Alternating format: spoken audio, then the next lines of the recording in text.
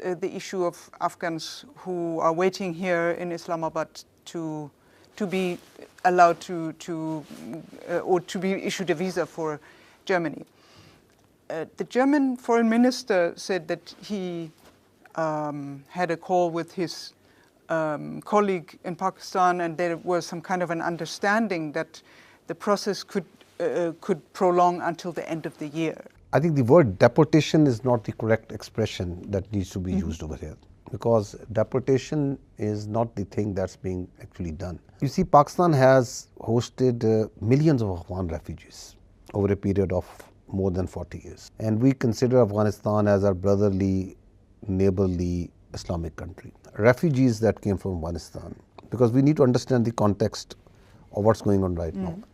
So Pakistan hosted them willingly over decades. There was a foreign intervention in Afghanistan, Soviet Union, and then there was a long period of conflict of this internal civil war. So since Doha Agreement, there is no foreign forces over there, and there is an interim Afghan government. There is no civil war also going on. If you talk with the interim Afghan government, they claim that there is a lot of peace over there, and they claim that everything is hunky-dory. They claim their economy is very good and everything is great. So then this reason of these Afghans staying in Pakistan doesn't exist anymore. There is a lot of empirical evidence that a lot of these Afghans who are here, they are involved in terrorism, they are involved in criminal activities, they are involved in drug trafficking, in narco, in multiple things. Any state, whether it's Pakistan, it's Germany, it has its first right is towards the peace, stability and security of its own citizens. Nothing like forced deportation, as the people would like to say it. So the process has been going on for months and years now.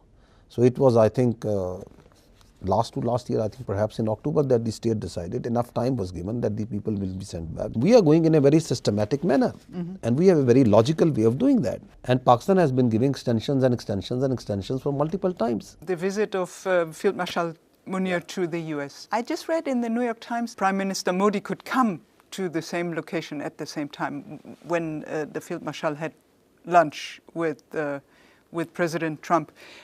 Was Pakistan aware of this idea that the two could meet there? And if you were aware? As far as Pakistan is concerned, the important substantive part in issue is that whether we would like to engage with the Indians or not. Pakistan believes that there's always that the issues needs resolution, and it's very important that the international players, especially players like USA, they must intervene and they need to come and resolve the issues like which are the enduring reasons of the conflict that is going on. Because on 10th of May, actually the only fire has ceased, it's ceasefire that happened. The conflict endures, whether it's the Kashmir issues, whether it is the state-sponsored terrorism of India, whether it is the rising extremism or the Hindutva mentality, irrationality that has gripped India. It is important for the international community, through its mediation, the Indians are made to realize that this sort of irrationality and this strategic arrogance, the path of the hubristic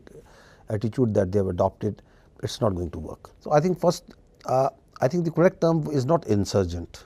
It's terrorist. So there's no insurgency in Pakistan, whether it's in Balochistan or Khyber Pakhtunkhwa. It's pure terrorism. And we have no doubt in our minds in Pakistan that each and every incident of terrorism that happens in Pakistan, behind that is Indian support and its abetment. So we have absolutely no doubt in it. You talk about the evidence. So this is one dossier that was given in 2001. Then there's a dossier that was given in 2003 to United Nations. Then there is the arrest of the Kulbhushan Yadav. Then this is a serving Indian naval officer who was involved in terrorism inside Pakistan. I will bring it into 2025. So it's a continuous, it's happening. In 2005 again a dossier was given. So Pakistan has been giving all these dossiers, and each dossier is full of the evidence to the international community, and in Sharm el Sheikh it was handed over to the Indian Prime Minister at that time. I'll give you some numbers. Since January 2025, there have been 1,016 terrorists have been killed by Pakistan. We have suffered 762 shahadats, martyrs. Out of this, near to 300 are civilians. We have been carrying out, during this calendar year, we have carried out so far 47,900 intelligence-based operations. So this comes to approximately 190 intelligence based operations per day. If you see this quantum of effort that is going on, and this terrorism, if it is only homegrown and home supported, it would have been over way back. Just by the amount of threat that is coming out to Pakistan, any sane mind can understand that this cannot go on without external support and sustained support. You kill 1,000 and still they are coming. So there is a base of operation because from where? Afghanistan. So there is a base of operation that the Indians use. The base of operation is Afghanistan. The whole terrorism that is being done is being executed by the Indians over there. So Indians have a playbook of using terror as a tool of state. In Pakistan, their main two tools are this Fitna al-Hindustan aka BLA and this Fitna al-Khawarij aka TTP. This is on 25th April. An Indian-sponsored terrorist, Abdul Majid, was apprehended near Jhelum bus stand, and we had put it out in the media and everywhere and shared everywhere. And we discovered ID bombs, 2 mobile phones and cash from them. Now this person, using these drones, we carried out his raid. We find an Indian drone from them, rupees, cash. There are hundreds of such examples where there is money transfers from serving Indian officers. They are transferring. They send drones with explosives, come to the Pakistani side, the terrorists take them up, plant them, send the pictures of the incident, of the people killed. There are telephone calls, there are audio calls in which there are instructions given. I understand. Yeah. But it seems to me from what I have heard, and also there is no public statement from any Western partner who have endorsed your claim. There are two reasons. One is that we must acknowledge that Indians have a much bigger information and disinformation machinery at their disposal. If you watch the Indian media also carefully, you will see that blatant lies, and they live with that, and they are, of course, and you saw in the Maka. The effort that the West needs to take, they have to then accept the reality that yes, India is a state-sponsored terrorist state, and at the same time you have those economic relations, and you have that notion of the West as a notion of the net security provider. So there are some other roles that some other lens from which the West needs to looks towards the Indias. On the other hand, of course, there are claims that Pakistan is supporting terror. So that is part of that. That is part of that Indian disinformation campaign. That because this is a classic thing that you yourself do terrorism, and at the top of your lung you start crying that you are doing it. So, but I want to ask you, because there have actually been Pakistani officials, including President Musharraf, acknowledging that in the past Pakistan did have this playbook too. So can you explain when and how this strategy has shifted away from using these kind of tactics? Pakistan became a frontline state with the West, with the US especially, or these mujahideen who were instrumental in taking on the Soviets at that time. So once the Soviets left, so these were left there and the problem was left here, and there was a long period of civil war which Pakistanis suffered and dealt with. Now because of that culture, and our society suffered because of that, Pakistan has paid one of the huge price for that. I think hundreds of thousands of people have been casualties. There have been billions, hundreds of billions of dollars of this economy. Hit losses have been maintained by us. So despite all the apprehension of the world, we wanted some things peaceful over here because we suffer the consequences of anarchy and division and civil war over there. What I'm trying to get at is the specific policies towards groups like Jaish-e-Mohammed and Lashkar-e-Taiba. Has there been any change? The state of Pakistan has been dealing with the aftermath of that for not decades. The state of Pakistan at no time had a policy of sponsoring terrorism anywhere, whether they are from any grouping on alienation, whether they are TTP, whether they are BLA, whether they are ETIM, whether they are IMU, whether they are any alphabet. They don't have any religion. We believe as state that terrorist has no religion. There is no Muslim terrorist, there is no Hindu terrorist, there is no Christian terrorist. He is a terrorist. He has nothing to do with humanity. Because the state control needs to be strengthened.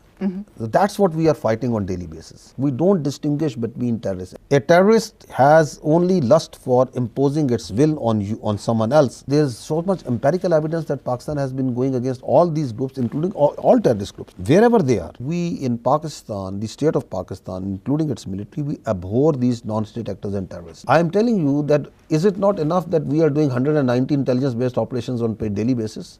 on all types of terrorists, Well, all hues and cries. Maybe on some groups more than others. Because it is as per the threat. If Jitna al-Khawarij, if 2 days before, if in Bannu they attack a federal constabulary post and they kill and the 6 are shaheed, so that is the clear and present threat. Any country, your Bundeswehr will also, or your army or your Nachrichten Dienst will also be focusing more on that, which is a very clear threat, because that's what the public will demand. So if the Fitna al-Hindustan on daily basis is stopping the buses, taking out the Indian citizens and slaughtering them, so why should we not be more worried about them? So that is in proportion to the threat that they are posing. But we don't distinguish between any sort of terrorist groups in any non-state actors. I think if you see, the Pakistan has banned these, they are not allowed to operate over here. So that is the government policy. Anything which is a defunct, which is a non-state, and we say very clearly, and that's our belief system, that there is no space for any Jaish, any private army or militia in the country. We don't believe that any person or any political leader has the capacity, has the authority to declare jihad by himself. Those 2 visits of the Field Marshal to the US, how important were they, or in how far did they help warming the relations to the US? USA played a very constructive role in the Mark-e-Haq between Pakistan and India. And we consider that the President Trump showed path-breaking strategic leadership here. That is a very significant role that he played. Secondly is that Pakistan and USA have a long-standing relationship. And over a period of time, I think we have been able to enhance or amplify on our convergences and deftly manage the divergences. There are areas where a lot can be done. There are areas where a lot of engagement can be done. There are areas where a lot of discussion can be done. And Pakistan views the relationship with USA as very important. We don't think that these relationships have anything to do, or there is a either or with the other countries. So we at the same time have China. very constructive and a strategic relationship with China and other countries. So there is no either or. And if you see, there is a scope in it is not only in the mill-to-mill diplomacy or the where we are engaging. A lot of scope in the counter-terrorism, and we really acknowledge the recent declaration of the MEJ Brigade by the United States as a terrorist organization. Intelligence sharing. Pakistan has voiced some concern about some of the weapon systems that the US left when they left Afghanistan. What's the way out, and what are the weapon systems that you are specifically concerned about? The first, like you asked, that what are those weapons? Yes. So this is with evidence. So this is with Mianwali Air Base was attacked on 4th November 2003. These are the terrorists killed, and these are the weapons recovered. And each weapon, this is M4, this is M16, these are all US made. We share all this data with the Americans. They do have that. Now this is after Indian Pahalgam. So this is 71 people were taken out in one go at one night. So these are those weapons. The amount that the weapons they have left is huge, and this is given in, I think, a SIGAR report. And this is itself the SIGAR report, which says that after withdrawal of the United States and NATO forces, more than $7.2 billion worth of US equipment has been left. It is 4,27,300 small weapons, part of which you are seeing here. 17,400 NVDs, again they are using that, and because of that the night capability of these terrorists has increased a lot, which is a real problem. There are more than 22,000 vehicles, 167 aircrafts and helicopters. Terrorists have no religion. So a terrorist who right now is in Fitna al-Khawarij, tomorrow for $100 per month more, he will be ready to fight anywhere else. Important is that that now I think there is a realization in all over the world that these non-state actors which are operating inside Afghanistan, they are not only a threat to Pakistan, they are a threat now to the region and to the world at large. We would like to know more as journalists about the thinking of the Army Chief of Staff about India and his ideas about, how to solve this problem. India externalizes its internal problems and internalizes its external problems. Now this is a very dangerous thing. They have a internal problem, which is the oppression of the minorities, especially the Muslims. And there is a lot of empirical evidence that an objective person can see. If you see Kashmir, a small place, there are 1 million strong security forces, intelligence people in Kashmir. You put that many people in any part of Germany also, the people will rise. And this is there for decades. Any house, any day can be searched any time. Houses are bulldozed on small reports. So they have that internal issue. And you blatantly and blanketly say that all of this is Pakistan is sponsoring this terrorism. So you have an internal problem that you are externalizing it. You say that any terrorist act that happens in India, and we will go for Sindoor 2.0. So you are giving a blank check to all your police departments, intelligence agencies, we know what to do. And then you have an external problem like Kashmir. It's an internationally recognized dispute. It is on the UNSC resolution who have asked, and we abide by it and we advocate that let there be a plebiscite, let the people of the both sides of Kashmir decide that what side they want as per the agreement that was made in the United Nations. And you say no, it's a bilateral issue and it's an internal issue. No, it's not an internal issue. Now couple with it the rising extremism and Hindutvaization of the Indian society and politics. They have Hindutvaized their military. Where was the Indian army chief immediately after Marke-Haq? He was going to some shrines and putting on saffrons and asking for blessings of the goddess that for the Sindoor too. So well, I guess your chief of army staff also went and prayed, right? We pray, all of us pray 5 times a day. But we don't go and we don't dramatize it. I want to ask a last question about Balochistan. Do you feel that the grievances that do exist are properly addressed? Balochistan is 44% of Pakistan. It's a very large area. Pakistan, if population is 250 million, the population of Balochistan is about 15 million.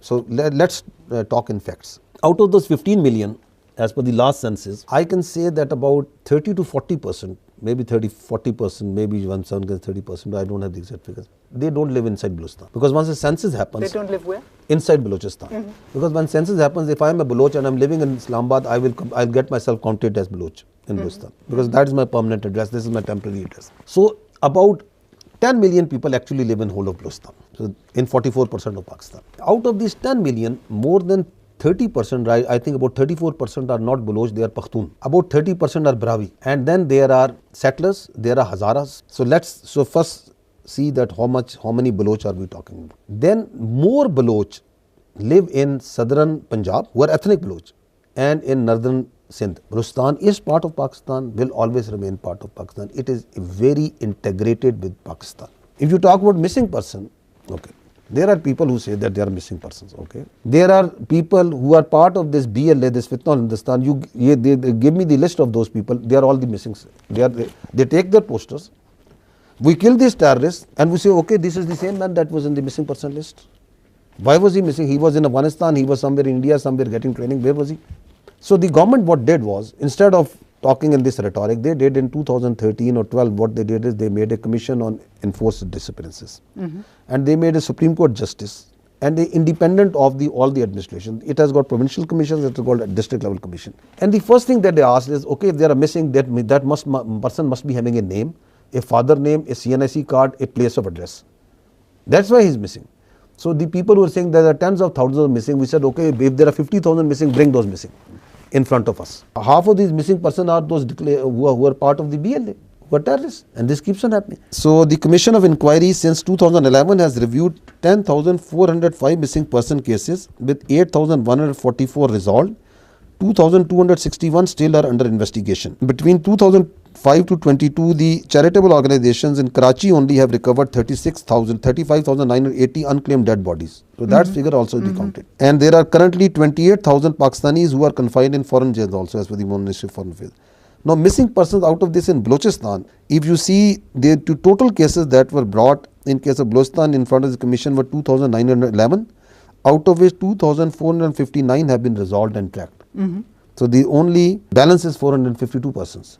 So more missing persons are there in Punjab and Sindh, being larger provinces. There are more cases were reported from there. Between 2005 to 22, the charitable organizations in Karachi only have recovered 35,980 unclaimed dead bodies. So this is everywhere.